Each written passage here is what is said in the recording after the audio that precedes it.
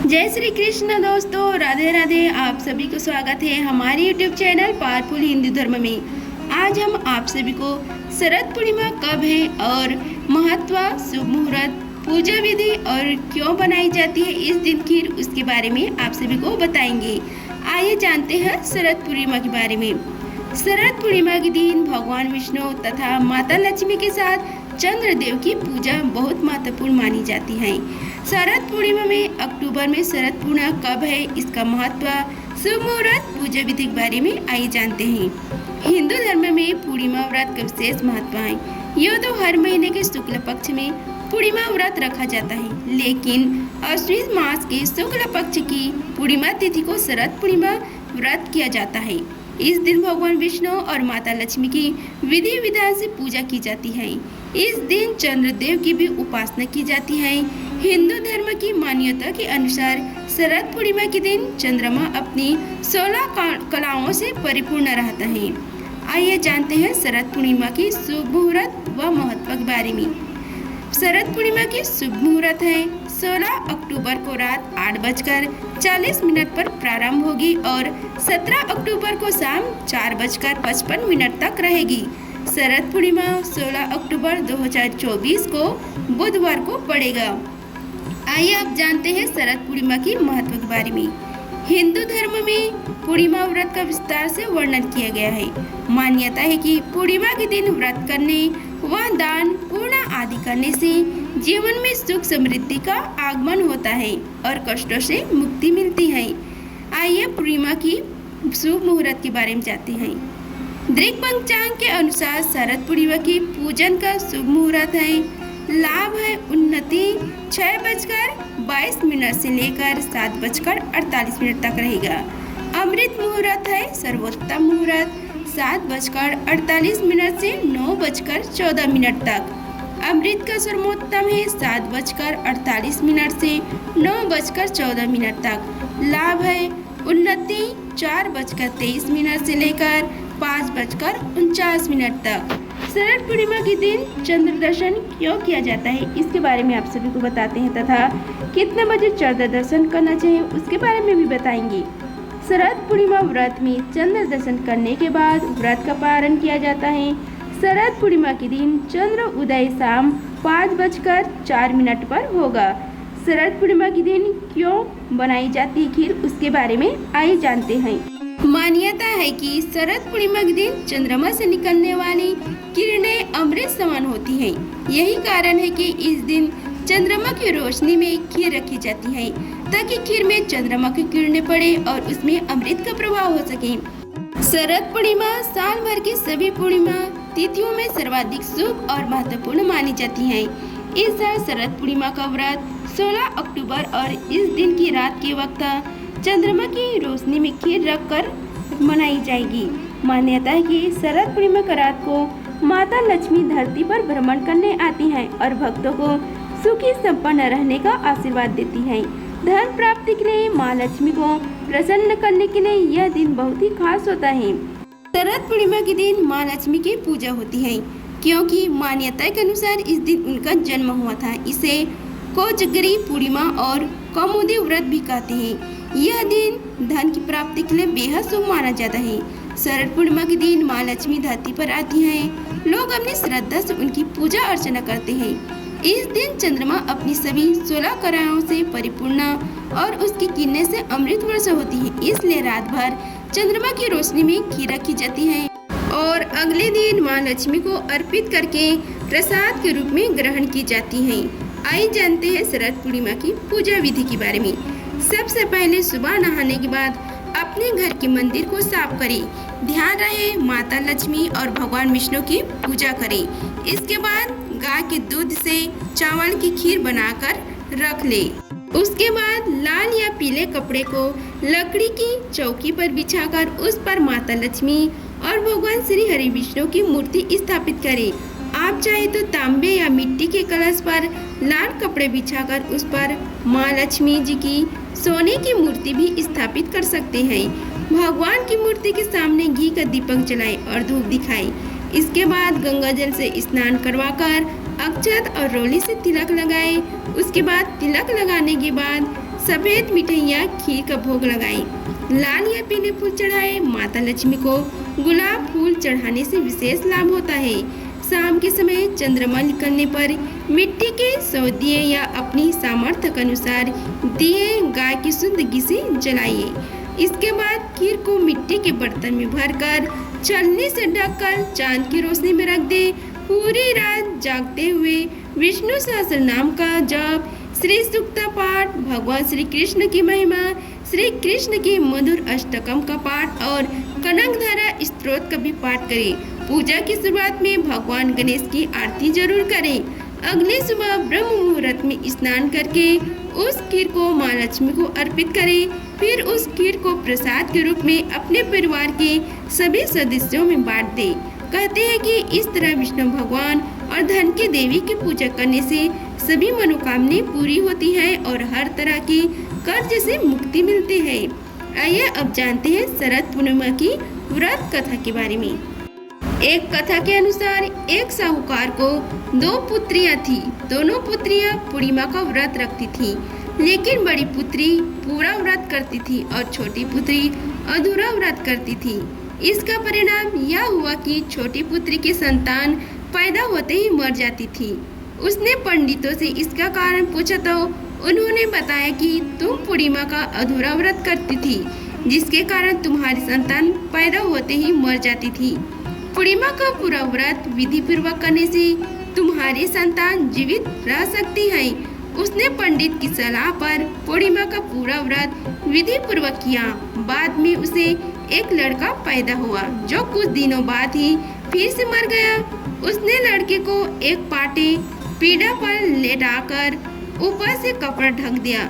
फिर बड़ी बहन को बुला कर लाई और बैठने के लिए वही पाटा दे दिया। बड़ी बहन जब उस पर बैठने लगी तो जो उसका घाघरा बच्चा छू गया था, बच्चा घाघरा छूते ही रोने लगा। तब बड़ी बहन ने कहा कि तुम मुझे कलंक लगाना चाहती थी कि मेरे बैठने से यह मर जाता। तब छोटी बहन बोली कि यह तो पहले से मरा हुआ था, तेरी भाग्य से यह जीवित हो गया है, तेरे पुण्य से ही यह जीवित हुआ है। उसके बाद नगर में उसने पूर्णिमा का पूरा व्रत करने का ढिंढोरा पिटवा दिया। दूसरी कथा के अनुसार पूर्णिमा व्रत का द्वापर युग में एक समय की बात है कि यशोदा जी ने कृष्ण से कहा कि हे कृष्ण, तुम सारे संसार के उत्पन्न करता, पोषण तथा उसके संहार करता हो। आज कोई ऐसा व्रत मुझसे कहो जिसके करने से मृत्यु लोक में स्त्रियों को विधवा होने का भय न रहे तथा यह व्रत सभी मनुष्यों की मनोकामना को पूर्ण करने वाला हो। तब श्री कृष्ण कहने लगे कि हे माता, तुमने अति सुंदर प्रश्न किया है। मैं तुमसे ऐसे ही व्रत को सविस्तार कहता हूँ। तुम ध्यानपूर्वक श्रवण करो।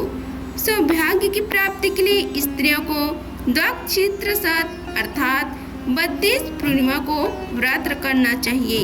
इस व्रत को करने से स्त्रियों को सौभाग्य संपत्ति मिलती है। यह व्रत अच्छा सौभाग्य देने वाला और भगवान शंकर के प्रति मनुष्य मात्र की भक्ति को बढ़ाने वाला है। यशोदा जी कहने लगी कि हे कृष्णा, सर्वप्रथम इस व्रत को मृत्यु लोक में किसने किया था, इसके विषय में विस्तार पूर्वक मुझसे कहो। तब श्री कृष्ण कहते हैं कि इस भूमंडल पर एक अत्यंत प्रसिद्ध राजा चंद्रहर्ष से पालित अनेक प्रकार के रत्नों से परिपूर्ण कार्तिका नाम की एक नगरी थी।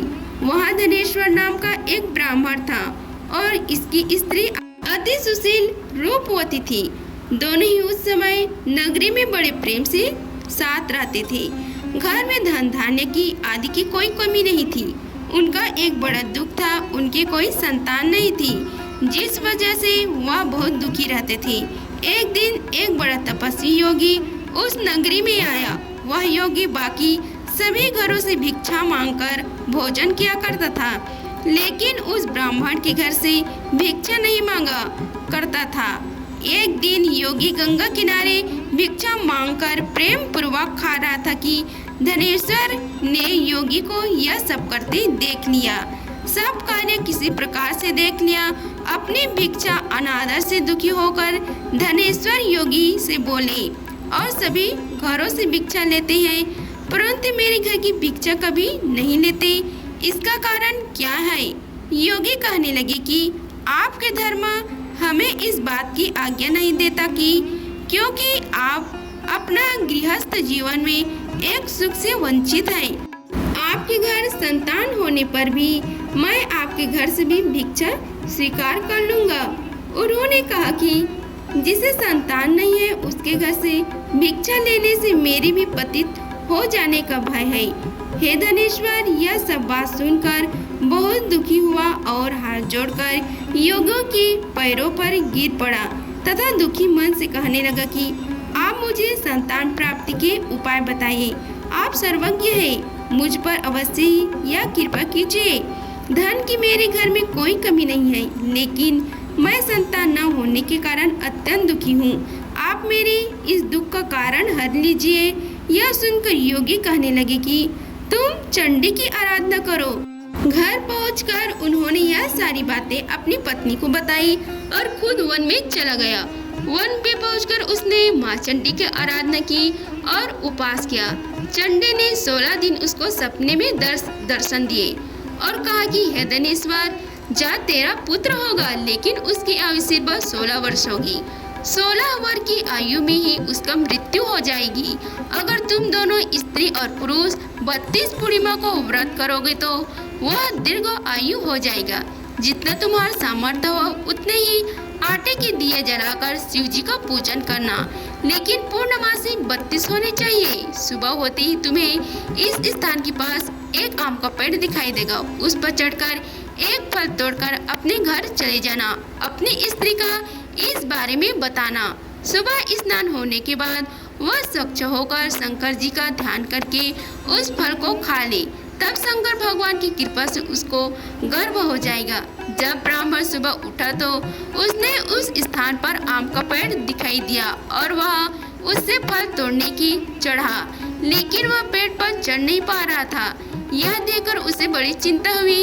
उसने भगवान गणेश की उपासना की और कहा कि हे दयानिधि, अपने भक्तों के विघ्नों का नाश करके उनके मंगल कार्य को करने वाले, दुष्ट का नाश करने वाले, रिद्धि सिद्धि देने वाले, आप मुझे इतना बल दे कि मैं अपनी मनोकामना पूरी कर सकूं।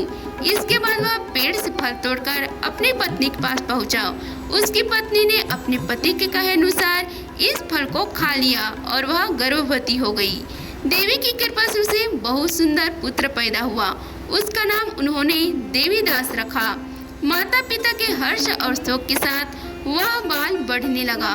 भगवान की कृपा से बालक बहुत ही सुंदर था, सुशील और पढ़ाई लिखाई में भी बहुत ही निपुण था। दुर्गा जी की कथा अनुसार उसकी माता से 32 पूर्णिमा मासी का व्रत रखा और जैसे ही 16वां वर्ग लगा तो दोनों पत्नी पत्नी बहुत दुखी हुए, कहीं उनके पुत्र की मृत्यु न हो जाए। उन्होंने सोचा कि अगर उनके सामने यह सब हुआ तो वह कैसे देख पाएंगे। तभी उन्होंने देवीदास के मामा को बुलाया और 1 वर्ष के लिए देवीदास को काशी में पढ़ने के लिए भेज दिया। 1 वर्ष के बाद उसे वापस लेकर आ जाना। देवीदास अपने मामा के साथ एक घोड़े पर सवार होकर चल दिए। उसके मामा को भी यह बात पता नहीं था। दोनों पति पत्नी से 32 पूर्णमासी का व्रत पूरा किया था। दूसरी तरफ मामा और भांजा दोनों रात गुजारने के लिए रास्ते में एक गांव में रुके। उस दिन उस गांव में ब्राह्मण की कन्या का विवाह होने वाला था। जिस धर्मशाला में वर और बारात के बाकी लोग रुके हुए थे, उसी धर्मशाला में देवीदास और उसका मामा ठहर गए। उधर कन्या को तेल आदि चढ़ाने के बाद जब लग्न का समय आया तो वर की तबीयत खराब हो गई।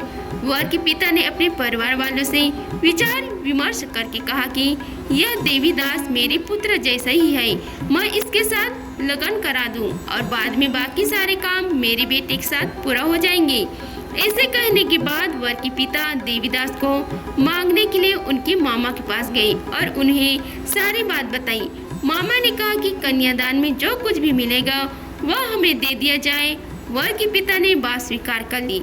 इसके बाद देवीदास का विवाह कन्या के साथ संपन्न हो गया। इसके बाद वह अपनी पत्नी के साथ भोजन न कर सका और मन में विचार करने लगा कि न जाने यह किसकी पत्नी होगी। यह सोचकर उसकी आंखों में आंसू आ गए। तब वधू ने पूछा कि क्या बात है, उदास क्यों है। तब उसने सारी बातें अपनी पत्नी को बता दी। तब कन्या कहने लगी कि यह ब्रह्म विवाद के विपरीत है। आप ही मेरे पति हैं, मैं आपकी पत्नी रहूंगी, किसी अन्य की कभी नहीं।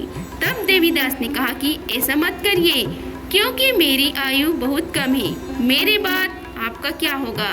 लेकिन उसकी पत्नी नहीं मानी और बोली, हे स्वामी, आप भोजन कीजिए। तो के बाद दोनों पति पत्नी रात में सोने के लिए चले गए। सुबह देवीदास ने पत्नी को 4 नंगों से जड़ी एक अंगूठी दी और एक रुमाल दिया और बोला कि हे प्रिय, इसे लो और संकेत समझकर स्थिर चित्त हो जाओ। मेरे मरण और जीवन जानने के लिए एक पुष्प वाटिका बना लो, उसमें सुगंधित वाली एक नवमल्लिका लगा लो, उसको प्रतिदिन जल से सिंचा करे और आनंद के साथ खेलो कूदो। जिस समय और जिस दिन मेरा प्राणांत होगा उस दिन यह फूल सूख जाएंगे। जब यह फिर से हरे हो जाए तो जान लेना मैं जीवित हूँ। यह समझकर वह वहाँ से चला गया।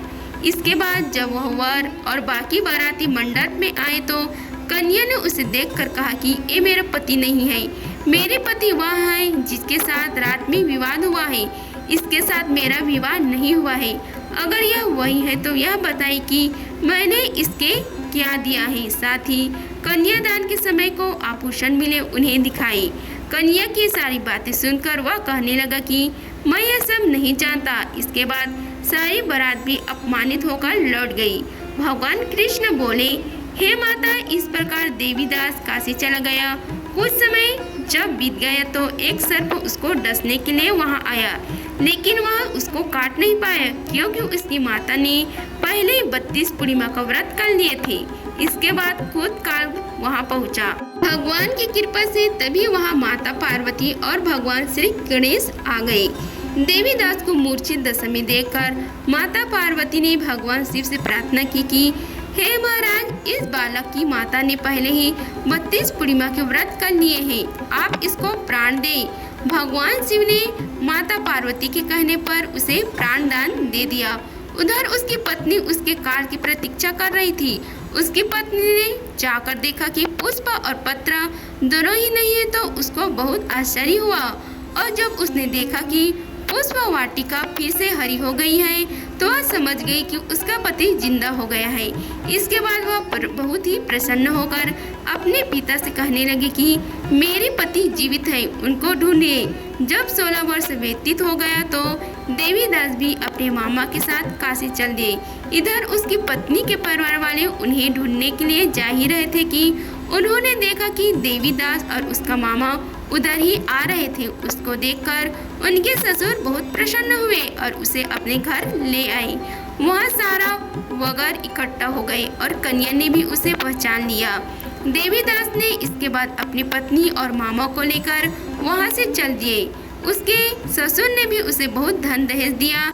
जब वह अपने घर की तरफ चल रहा था तो उसके माता पिता को लोगों ने खबर दी, तुम्हारा पुत्र देवीदास अपनी पत्नी और मामा के साथ आ रहा है। ये समाचार सुनकर पहले तो उन्हें विश्वास नहीं हुआ, लेकिन जब देवीदास आया और उसने अपने माता पिता के पैर छुए तो देवीदास के माता पिता ने उनका माथा चूमा और दोनों को अपने सीने से लगा लिया।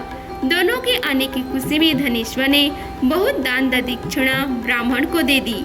श्री कृष्ण कहने लगे कि इस तरह धनेश्वर को 32 पूर्णिमा को व्रत के प्रभाव से संतान प्राप्ति हुई।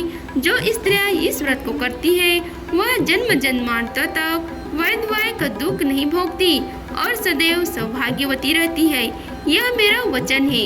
यह व्रत संतान देने वाला और सभी मनोकामना को पूरा करने वाला है। आइए जानते हैं इस दिन किए जाने वाले उपाय के बारे में। नारद पुराण के अनुसार शरद पूर्णिमा की धवल चांदनी में माँ लक्ष्मी अपने वाहन उल्लू पर सवार होकर अपने कर कमलों में वर और अभय के लिए निश्चित काल में पृथ्वी पर भ्रमण करती है। जो इस रात में जाकर माँ लक्ष्मी को उपासना करते हैं, माँ लक्ष्मी की उन पर असीम कृपा होती है। ज्योतिष माता के अनुसार इस रात लक्ष्मी जी की षोडश उपचार विधि से पूजन करके श्री सूक्त का पाठ, कनकधारा स्तोत्र, विष्णु सहस्त्र नाम का पाठ करते ही उनकी कुंडली में धन योग नहीं भी होने पर माता लक्ष्मी उन्हें धन धान्य से संपन्न कर देती है। विवाह के इच्छुक विवाहों को इस दिन रात्रि में भगवान रजनीश यानी चंद्रमा की भी पूजा अर्चना करनी चाहिए। शास्त्रों के अनुसार माता लक्ष्मी का जन्म शरद पूर्णिमा के दिन हुआ था, इसलिए देश के कई हिस्सों में शरद पूर्णिमा को लक्ष्मी जी का पूजन किया जाता है। कुंवारी कन्याएं इस दिन सुबह सूर्य और चंद्रदेव की पूजा अर्चना करें तो उन्हें मनचाहा वर की प्राप्ति होती है। इस रात चंद्रमा की किरणें से अमृत तत्व बरसता है। शरद पूर्णिमा की शीतल चांदनी में खीर रखने का विधान है।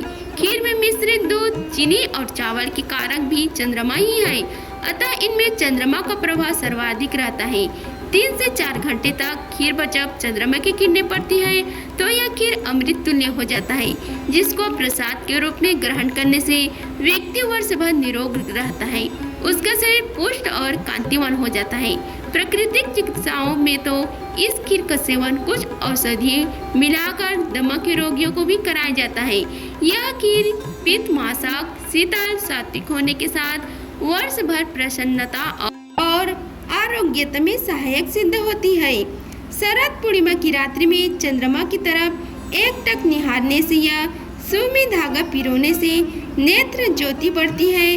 प्रत्येक व्यक्ति को कम से कम 1 घंटे तक शरद पूर्णिमा की धवल चांदनी में बैठकर चंद्रमा को देखना चाहिए है। शास्त्रों के अनुसार लंका अधिपति रावण शरद पूर्णिमा की रात किरणों को दर्पण के माध्यम से अपनी नाभि पर ग्रहण करता था। मान्यता है कि इस प्रक्रिया से उसे पुनः यौवन शक्ति प्राप्त होती थी। प्रत्येक व्यक्ति को इस रात में कम से कम 30 मिनट तक चंद्रमा की शीतल चांदनी में बैठना चाहिए। चांदनी रात में 10 से मध्य रात्रि 12 बजे के बीच कम वस्त्रों में घूमने वाले व्यक्ति को ऊर्जा प्राप्त होती है, जिससे स्वास्थ्य अच्छा रहता है। अगर आप सभी को हमारी वीडियो अच्छी लगी होगी तो वीडियो को लाइक कीजिए, चैनल को सब्सक्राइब कीजिए और कमेंट बॉक्स में ओम महालक्ष्मी लिखिए। धन्यवाद, मिलते हैं अगले वीडियो में, तब तक के लिए जय माता दी, राधे राधे।